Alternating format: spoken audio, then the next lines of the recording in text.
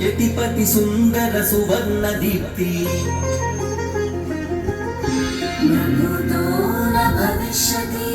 अष्टोत्तर शत दिव्य देश स्मृति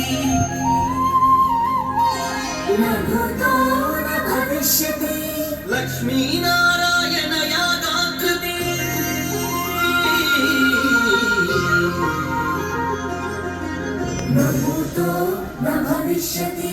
पद पदमंटू परम पदमुल प्रति ఒక్కరికి చూపిన స్ఫూర్తి விடந்தாய் குணம் போதி எந்த வகைகளுக்கும் நீங்கள் வேல் போதி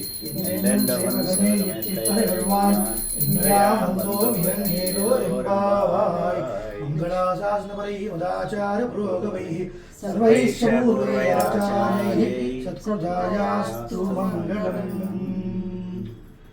उल्लासपल्लवित पालित सप्तलोकी निर्वाहकोरकितनेम कटाक्षलीलां श्रीरङ्गहरकचलमङ्गलदीपरेखां श्रीरङ्गराजमहिषीरमाश्रयामः। अखिल भुवन जन्मस्थेव भङ्गानि लीले विरत विविध भूतव्रात रक्षैकदीक्षे सुतिशिरसि विदीप्ते ब्रह्मणि श्रीनिवासे भवतु मम परस्मिन् शेमुषी भक्तिरूपा। वल्लांड वल्लांड वल्लांड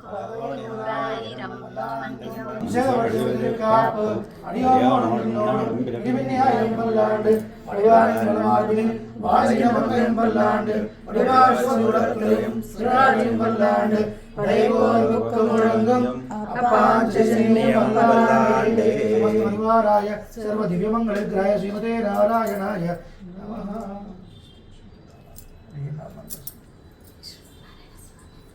सहस्रपादाक्षशिरोर्वाहारे सहस्रनाम्ने पुरुषाय शाश्वते सहस्रकोटियुगधारिणे नमः।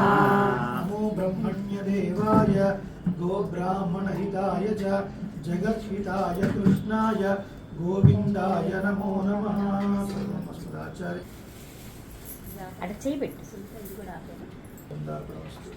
यो नित्यमच्युतपदाम्बुजयुग्मरुग्म व्यामोहतस्तदितराणि गुणाय मेने अस्मद्गुरोर्भगवतोऽस्य दयैकसिन्धोः रामानुजस्य चरणौ।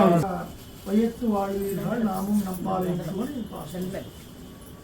ఇది రామానుజుల పరంగా మనం అన్వయం చేసుకుంటే నిజంగా ఎంత మంచి రోజు కదా అంటే రామానుజ సంప్రదాయం ఉండే మంచి రోజు. వయత్తు వాళ్ళ నామం నమ్పాలేంటూ అంటే అక్కడ అర్థమేమో కృష్ణ పరమాత్మ ఉన్నటువంటి కాలంలో ఉన్నటువంటి ఓ గోపికలారా సంపన్నులారా అని ఒక అర్థం. రామానుజ సంప్రదాయంలో ఉన్నటువంటి సంపన్నులారా అని మనకు అర్థం. దానికి అక్కడ చూడ కతిర్మతి ఎంపోల్ ముహత్తా అని అంటుంది గోదావరి. అది నారాయణ పరంగా ఎలా అన్వయం చేసుకుంటాం, రామాయణ పరంగా అట్లా చూసుకుంటాం. కతిర్మతి అంటే ఏంటి? సూర్యచంద్రుడు లాంటి కన్నులు స్వామి అంటే. మన సూర్యుడేమో చాలా బ్రైట్గా ఉంటారు, చంద్రుడేమో కొంచెం డల్గా ఉంటాడు. మరి సూర్యచంద్రుడు లాంటి కళ్ళు అంటే ఎట్లా తీసుకోవాలి అర్థం అక్కడ? అది రామాయణ పరంగా వ్యాఖ్యానం చేసుకోవాలి అంటే సూర్యచంద్రుడు లాంటి కళ్ళు అంటే ఆశ్రితులకేమో చంద్రుడు లాంటి చల్లటి చూపులని, రాక్షసులకేమో తీక్షణమైన చూపులు అని. అలాగే మన రామాన్యాచార్యస్వామి పరంగా కదిరిమతి ఎంపోలు ముహూర్తా అని చెప్తే భగవంతుడు ఉన్నాడు అని కొందరు ఒప్పుకొని ఆయనకి గుణాలు లేవండి, కేవలం ఓ జ్ఞానపు రాశి మాత్రమే, చిన్మాత్రం బ్రహ్మ అని కొన్ని సిద్ధాంతాలు సంప్రదాయాలు ఉన్నాయి. భగవంతుని ఒప్పుకుంటారు, వారు వేదాన్ని ఒప్పుకుంటారు, కానీ భగవంతుడికి గుణాలు లేవండి, ఆయన కేవలం ఒక జ్ఞానం సంబంధించిన ముద్ద మాత్రమే, జ్ఞానపు రాశి మాత్రమే అని కొందరు అంటారు. అలాంటి వాళ్ళ పట్ల తీక్ష్ణమైనటువంటి చూపులు కలవారు భగవద్ రామానుజులు అని. అంటే వారిని ఖండించి, ఆ సిద్ధాంతాలను ఖండించి అలా కాదండి, భగవంతుడు ఉన్నాడు అంటే కేవలం ఒక జ్ఞానము ముద్ద అని ఎట్లా అంటారు మీరు? ఆయనకు గుణాలు ఉన్నాయి, ఆయనకు లోకం ఉంది అని పరమాత్మ యొక్క గుణాలని చాటి చెప్పిన వారు రామానుజులు. అలాగే ఆశ్రితుల పట్ల చక్కటి విషయాల నుంచి ఆచార్యులందరినీ కూడా చంద్రుడితో ఎందుకు పోలుస్తారంటే సూర్యకిరణాలు నేరుగా మనం పట్టుకోలేదు. అవే సూర్యకిరణాలు చంద్రుడి వైపు తిరిగి పరావర్తనం చెందాయనుకోండి, అవి చల్లగా వస్తాయి. అందుకని ఆచార్యులందరినీ కూడా చంద్రుడితో మనకు పోలుస్తారు. అలా నవరత్నాలు లాంటి 9 గ్రంథాల ద్వారా భగవద్ రామానుజులు భగవంతుడికి మనకున్నటువంటి సంబంధాన్ని తెలియజేశారు. అంటే చాలా గొప్పవాడండి. శివపది అఖిలేహే పచ్చనీకుడు అలా చెప్తూ వైకుంఠ నికేతుడని చాలా పెద్దవాడని మనకు దొరుకుతాడా అంటే అలా మీరేం అనుకోవద్దు. భగవంతుడికి మనకి 9 రకాల సంబంధాలు ఉన్నాయి అని చెప్పి ఆ భగవంతుడికి దగ్గరికి మనం ఎలా వెళ్ళాలో చెప్పినటువంటి మార్గదర్శి ఎవరు? భగవద్ రామానుజుడు. అందుకనే మణిమంటప మార్గదర్శి అన్నారు. అందుకనే రామానుజ సంప్రదాయంలో మనకి ఏ పేర్లు ఉన్నా సరే అడియేన్ రామానుజదాసన్, అడియేన్ రామానుజదాసి. ఎందుకు ఆ పేరు పెట్టుకున్నాము అంటే జీవాత్మ పరమాత్మ సంబంధాన్ని అరచేతిలో ఉసిరిపండులాగా చూపించినటువంటి వారు భగవద్ రామానుజులు. అడియేన్ రామానుజదాసు.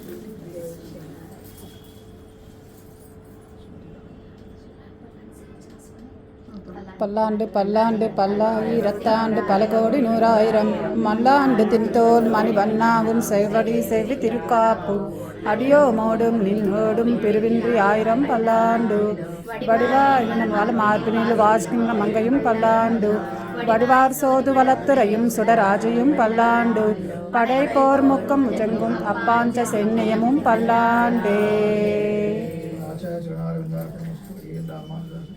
శ్రీమతే రామానుజాయ. శ్రీమతే రామానుజాయ.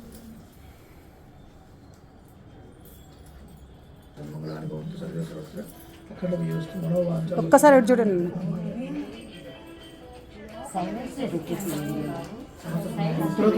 భగవద్భాగవత ఆచార్య కైంకర్యం చేస్తూ చక్కగా సంప్రదాయ ప్రచారం సాగాలి. భాగవత కైంకర్యం మీరు రోజు పెరుమాళ్ళకి సేవ చేస్తే కైంకర్యం పెట్టి గాలి మెల్లగా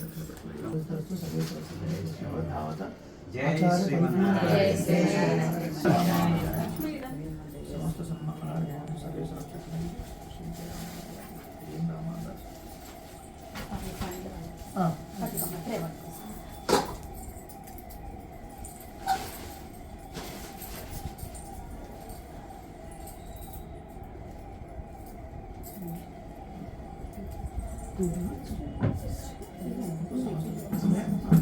లక్ష్మక్క ఆపేవా సమస్త సన్మంగళాన్ని మనోవాంఛాఫలసిద్ధిరస్తు పుత్రోత్తమసిద్ధిరస్తు.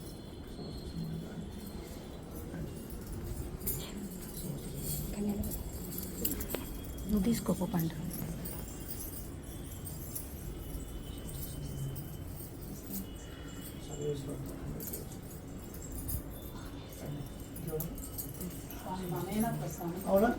రోజు చెన్నకేశ్వర స్వామి ఆలయానికి 365 రోజులు పూలు మాలలు కట్టిస్తుంది స్వామి. బుట్ట పట్టుకొని తిరుమంగయ్య వాళ్ళలాగా బుట్ట పట్టుకొని తిరుగుతుంటది. తగ్గించుకొని కరోనాలో కూడా ఎవ్వరు వెళ్ళలేదు గుడికి, తను మాత్రం వెళ్ళి ఇచ్చొచ్చింది. ఆమె ఒక్కదానికి అలౌడ్ కరోనా సమయంలో. ఇప్పుడు అక్కడ ఏదైనా సేవ చిన్న సేవ చేస్తున్నా కూడా ఆ తరానికి ఆమె నెక్స్ట్ తరానికి నువ్వు తయారయ్యావు రండి పిలుపు అమ్మా.